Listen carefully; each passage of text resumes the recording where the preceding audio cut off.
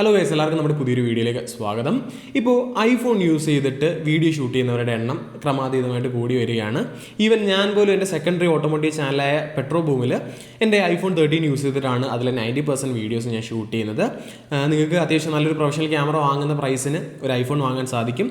ഒരു ഐഫോൺ ആ പ്രൈസിന് വാങ്ങിക്കഴിഞ്ഞാൽ ഒരു നോർമൽ ഫോണിൽ ചെയ്യാൻ പറ്റുന്ന ആക്ടിവിറ്റീസ് എല്ലാം നിങ്ങൾക്ക് ഒരു ഐഫോണിൽ ചെയ്യാം. ഇൻ അഡീഷൻ ടു ദാറ്റ് അത്യാവശ്യം നല്ല ക്വാളിറ്റിയുള്ള വീഡിയോഗ്രാഫിക്ക് പറ്റിയ ഒരു ക്യാമറ കൂടിയാണ് നമുക്ക് ഓൾമോസ്റ്റ് എല്ലാ ഐഫോൺസിനെ കൂടെ കിട്ടുന്നത്. പക്ഷേ ഐഫോണിൽ വീഡിയോ ഷൂട്ട് ചെയ്യുമ്പോൾ ഞാൻ ഉൾപ്പെടെയുള്ള പലരും ഫേസ് ചെയ്യുന്ന ഏറ്റവും വലിയ പ്രശ്നമാണ് ഓഡിയോ ക്വാളിറ്റി എന്ന് പറയുന്നത്.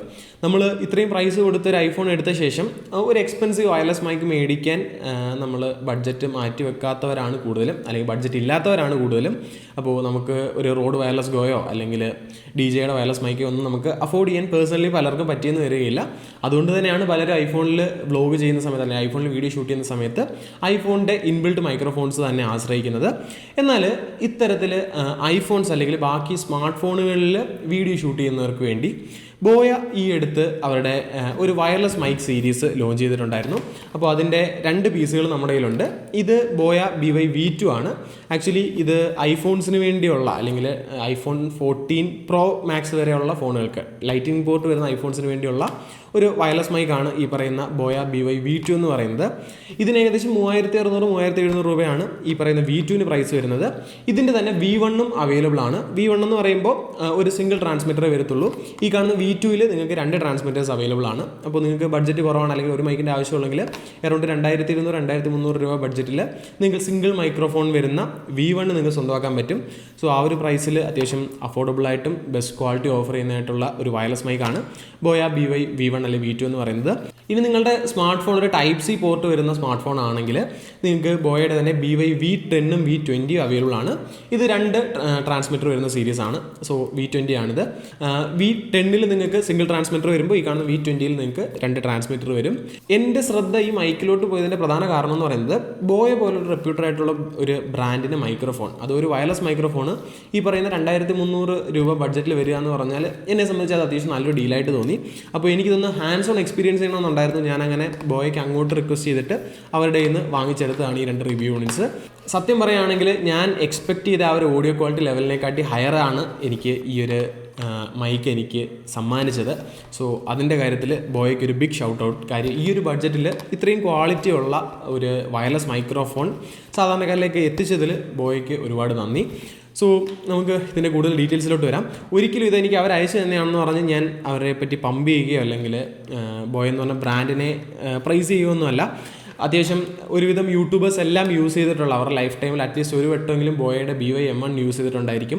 90% യൂട്യൂബേഴ്സിൻ്റെയും ഇനീഷ്യൽ മൈക്ക് അല്ലെങ്കിൽ ഫസ്റ്റ് മൈക്ക് എന്ന് പറയുന്ന ഒരു ബോയ ആയിരിക്കും. ഈവൻ എനിക്ക് പോലും ബോയയുടെ ഒരു മൈക്ക് ഉണ്ടായിരുന്നു.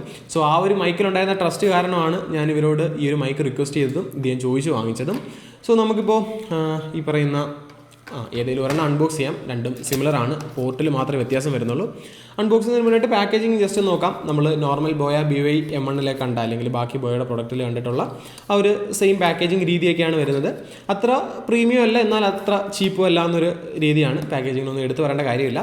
ഇതിൽ ഏറ്റവും കൂടുതൽ സ്ട്രൈക്ക് ചെയ്തൊരു കാര്യം എന്ന് പറയുന്നത് ഇതിൻ്റെ വാറൻറ്റിയാണ്. 2 വർഷം നമുക്ക് ഈ പ്രൊഡക്റ്റിൽ വാറൻറ്റി വരുന്നുണ്ട്. അത് അത്യാവശ്യം നല്ലതാണ്. കാര്യം ഈ പറയുന്ന പ്രൈസിൽ ഒരു മൈക്ക് വാങ്ങിച്ച് 2 വർഷം തുടരെ യൂസ് ചെയ്യാൻ പറ്റുക, വാറൻറ്റി പീരീഡിനുള്ളിൽ യൂസ് ചെയ്യാൻ പറ്റുക എന്ന് പറയുന്നത് ഒരു നല്ല കാര്യമാണ്. നിങ്ങൾ അത്യാവശ്യം വീഡിയോസൊക്കെ ചെയ്യുന്ന ഒരാളാണെങ്കിൽ ഈ പറയുന്ന 2 വർഷത്തിനുള്ളിൽ തന്നെ നിങ്ങൾക്ക് ഇതിൻ്റെ ഒരു ഹയർ വേരിയൻറ്റിലോട്ട് അല്ലെങ്കിൽ ഒരു പ്രീമിയം മൈക്കിലോട്ടൊക്കെ അപ്ഗ്രേഡ് ചെയ്യാന്നുള്ളത് സിമ്പിളാണ്. സോ അത് ഞാൻ എടുത്തു പറഞ്ഞെന്ന് മാത്രം. ദെൻ ഞാൻ നേരത്തെ പറഞ്ഞു ഇത് V20 ആണ് അല്ലെങ്കിൽ V2 ആണിത്.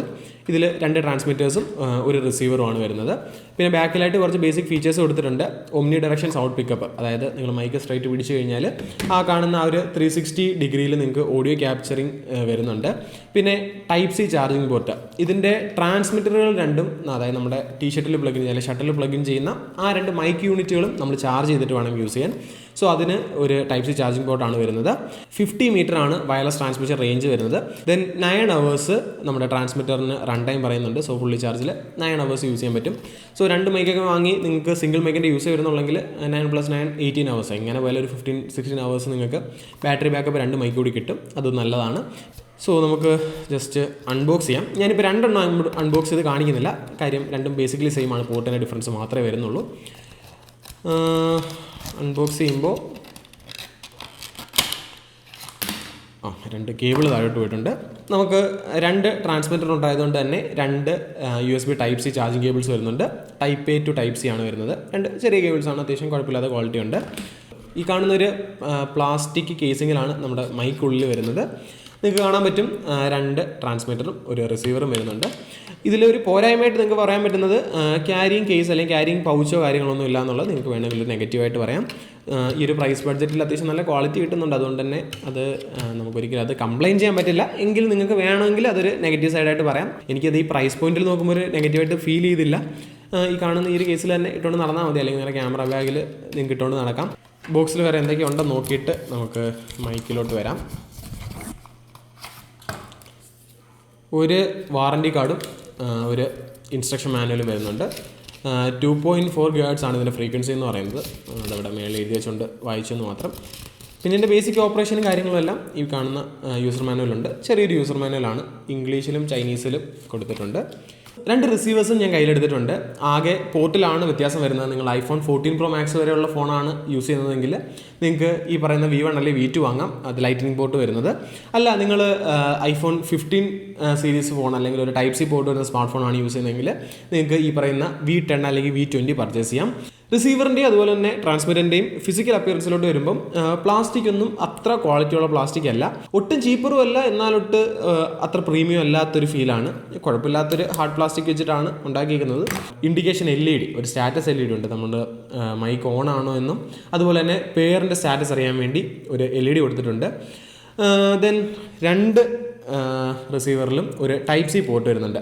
നിങ്ങൾ ലൈറ്റിനിങ് പിൻ വാങ്ങിച്ചു കഴിഞ്ഞാലും Type C പിൻ വാങ്ങിച്ചു കഴിഞ്ഞാലും നിങ്ങൾക്ക് ഇതിനടിയിൽ വരുന്ന പോർട്ട് Type C ആണ്. അപ്പോൾ ഇതെന്തിനാണ് യൂസ് ചെയ്യുന്നത് ചോദിച്ചു കഴിഞ്ഞാൽ, നിങ്ങൾ ഫോണിൽ മൈക്ക് പ്ലഗ് ഇൻ ചെയ്യുന്ന സമയത്ത് ഫോണിൽ ചാർജ് കുറവാണ്, നിങ്ങൾക്ക് ഫോൺ ചാർജ് ചെയ്യണമെങ്കിൽ ഈ പറയുന്ന Type C പോർട്ട് യൂസ് ചെയ്തിട്ട് നിങ്ങൾക്ക് നിങ്ങളുടെ ഫോൺ ചാർജ് ചെയ്യാൻ പറ്റും. അതുകൊണ്ടുള്ള മറ്റൊരു പോസിറ്റീവായിട്ട് എനിക്ക് തോന്നിയത്, നിങ്ങളുടെ ലൈറ്റ്നിങ് പോർട്ട് വരുന്ന ഐഫോൺ നിങ്ങൾക്ക് ഒരു Type C ചാർജിങ് പോർട്ടുള്ള സ്മാർട്ട് ഫോണായിട്ട് കൺവേർട്ട് ചെയ്യാൻ ഈ പറയുന്ന റിസീവർ നിങ്ങളെ സഹായിക്കുന്നുണ്ട്. പിന്നെ ഇതിലൊരു സ്റ്റാറ്റസ് LED ഉണ്ടെന്ന് ഞാൻ പറഞ്ഞിട്ടുണ്ടായിരുന്നു. ഇപ്പോൾ ഞാൻ ജസ്റ്റ് പ്ലഗ് ഇൻ ചെയ്തേക്കുന്നതുകൊണ്ട് അതൊരു ബ്ലൂ കളറിൽ ബ്ലിങ്ക് ചെയ്യുകയാണ്. ഇപ്പോൾ ഞാൻ നമ്മുടെ ഒരു ട്രാൻസ്മിറ്റർ ഓൺ ചെയ്ത സമയത്ത് ബ്ലിങ്ക് ചെയ്തുകൊണ്ടിരുന്ന LED സ്റ്റാറ്റിക് ആയിട്ടുണ്ട്. ട്രാൻസ്മിറ്റർ സൈഡ് അത്രയേ ഉള്ളൂ. റിസീവർ സൈഡിലോട്ട് വരുമ്പോൾ ഈ പറഞ്ഞ V20 കൂടെയും V2 കൂടെയും നമുക്ക് 2 ട്രാൻസ്മിറ്റേഴ്സ് ആണ് വരുന്നത്. 2 ഐഡൻറ്റിക്കലാണ്. അതിൻ്റെ ഒരു ഫിസിക്കൽ അപ്പിയറൻസ് നമുക്ക് നോക്കാം. കാഴ്ചയിൽ അത്യാവശ്യം യുണീക്കാണ്. നമ്മുടെ ഒരു നോർമൽ ഹാൻഡ് ഹെൽഡ് മൈക്കിൻ്റെ, ഒരു കോഡ്ലെസ് മൈക്കിൻ്റെ മിനിയേച്ചർ പോലെയാണ് എനിക്ക് പേഴ്സണലി ഫീൽ ചെയ്തത്. ഇതിന് മുകളിലായിട്ടാണ് നമ്മുടെ മൈക്ക് പ്ലേസ്മെൻറ്റ് വരുന്നത്. അതിനൊരു ഫോം വിൻസ്ക്രീൻ കൊടുത്തിട്ടുണ്ട്. ബാക്കിലായിട്ടൊരു ക്ലിപ്പുണ്ട്, സോ നമുക്ക് അറ്റാച്ച് ചെയ്യാൻ എളുപ്പമാണ്. പിന്നെ ഈ ക്ലിപ്പ് 360 റൊട്ടേറ്റബിൾ ആണെന്ന് പറഞ്ഞിട്ടുണ്ട്. സോ നിങ്ങൾക്ക് വെച്ച ശേഷം നിങ്ങൾക്ക് വേണ്ട പൊസിഷനിൽ നിങ്ങൾക്ക് അഡ്ജസ്റ്റ് ചെയ്യാൻ പറ്റും. അതുപോലെ തന്നെ ഇതിന് മുന്നിലായിട്ടൊരു സ്റ്റാറ്റസ് LED വരുന്നുണ്ട്. അപ്പോൾ നമ്മൾ മൈക്ക് ഓൺ ചെയ്യുന്ന സമയത്ത് ഇത് രണ്ടും കൂടെ പെയർഡ് അല്ല, ട്രാൻസ്മിറ്റർ റിസീവറുടെ പെയർഡ് അല്ല എന്നുണ്ടെങ്കിൽ ഒരു നീലയും റെഡ് കളർ LED ബ്ലിങ്ക് ചെയ്ത് നമുക്ക് കാണാൻ പറ്റും. നമ്മുടെ ഫോണുമായിട്ട് കണക്ട് ചെയ്ത് കഴിഞ്ഞാൽ അല്ലെങ്കിൽ പെയർ ആയി കഴിഞ്ഞാൽ, ട്രാൻസ്മിറ്റർ റിസീവറിൻ്റെ പെയർ ആയി കഴിഞ്ഞാൽ ഈ 2 ഡിവൈസസിലും നിങ്ങൾക്ക് സ്റ്റാറ്റിക് ആയിട്ടൊരു ബ്ലൂ കളർ കാണാൻ പറ്റും. ആദ്യം തന്നെ എടുത്തു പറയേണ്ട ഒരു കാര്യം, പെയറിങ് ഭയങ്കര ഫാസ്റ്റാണ്. 1 സെക്കൻഡ്, അണ്ടർ 1 സെക്കൻഡ് മാത്രമേ എടുക്കുന്നുള്ളൂ. ഞാൻ ഇപ്പോൾ നിങ്ങളെ നാട്ടിൽ ജസ്റ്റ് കാണിച്ചു തരാം. നിങ്ങൾ ഈ പറയുന്ന LED കളേഴ്സിലോട്ട് നോക്കിയോ. ഇപ്പോൾ പെയർഡല്ല, കാര്യം റിസീവർ കണക്ട് ചെയ്തിട്ടില്ല. ഇതിൽ അവർ പറഞ്ഞ റെഡും ബ്ലൂ കളർ ലൈറ്റാണ് കത്തുന്നത്. പ്ലഗ് ഇൻ ചെയ്തു, അത്രയേ ഉള്ളൂ, കണക്റ്റായി. എല്ലാം വളരെ പെട്ടെന്നാണ്. ഇതുവരെ എനിക്ക് പെയറിങ് ഇഷ്യൂ കാര്യങ്ങളൊന്നും വന്നിട്ടില്ല. ഇഷ്യൂ വന്നാൽ എങ്ങനെ റിസോൾവ് ചെയ്യാൻ പറ്റുമെന്ന് എനിക്ക് ചോദിച്ചാൽ അറിയില്ല. എങ്കിലും ഇതുവരെ സോഫാർ ഇതുവരെ കണക്ഷൻ ഇഷ്യൂസ് ഒന്നും വന്നിട്ടില്ല. ഈ പറഞ്ഞ പോലെ ഒരു അണ്ടർ 1 സെക്കൻഡ് മാത്രമേ ഇതിൻ്റെ പെയറിങ് ടൈം എടുക്കുന്നുള്ളൂ. അത് അത്യാവശ്യം നല്ലൊരു കാര്യമായിട്ട് എനിക്ക് തോന്നി. സൈഡിലോട്ട് വരുമ്പോൾ നമുക്ക് പവർ ബട്ടണും അതുപോലെ തന്നെ നോയ്സ് റിഡക്ഷൻ ബട്ടണും കാണാൻ പറ്റും.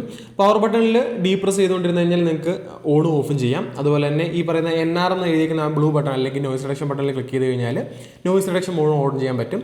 അപ്പോൾ നോയ്സ് റിഡക്ഷൻ മോഡ് ഓൺ ആവുന്ന ടൈമിൽ നമ്മുടെ സ്റ്റാറ്റസ് LED ഒരു പച്ച കളറിലായിരിക്കും കത്തുന്നത്. തിരിച്ചു ഒരു വട്ടം പ്രസ് ചെയ്ത് കഴിഞ്ഞാൽ നോർമലാവും. ഇത്രയും നേരം നമ്മൾ ഈ പറഞ്ഞ മൈക്കിൻ്റെ ഫിസിക്കൽ അപ്പിയറൻസും അതുപോലെ തന്നെ ഫീച്ചേഴ്സൊക്കെയാണ് നമ്മൾ എക്സ്പ്ലെയിൻ ചെയ്തുകൊണ്ടിരുന്നത്. സൗണ്ട് ക്വാളിറ്റിയെ പറ്റി ഒരു അക്ഷരം ഞാൻ വേണ്ടിയിട്ടില്ല.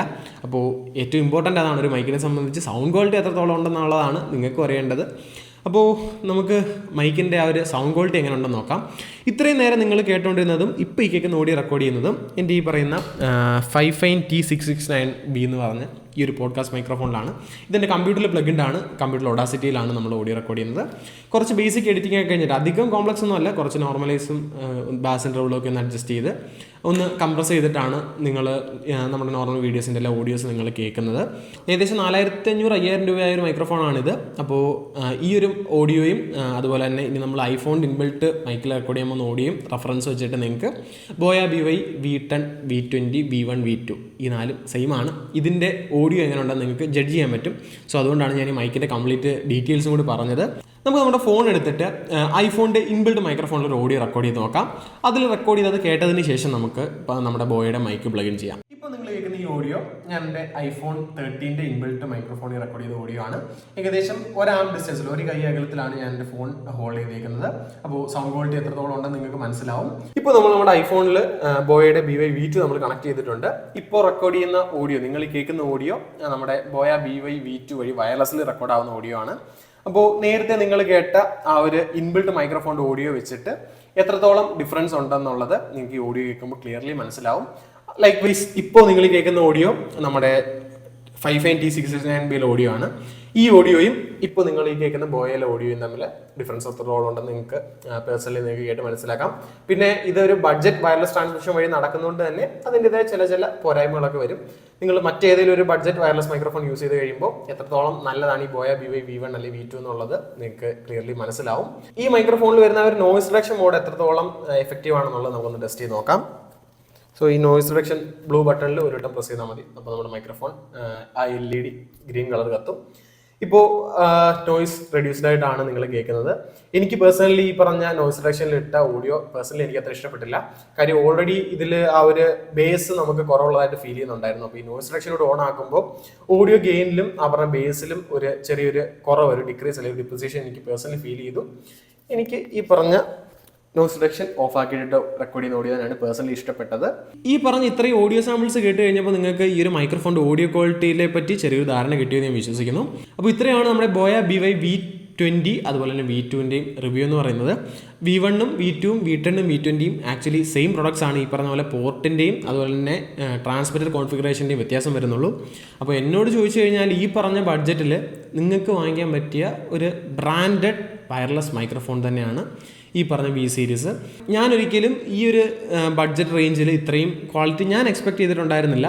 പെയറിംഗ് സ്പീഡൊക്കെ അത്യാവശ്യം ഭയങ്കര ഫാസ്റ്ററാണ്.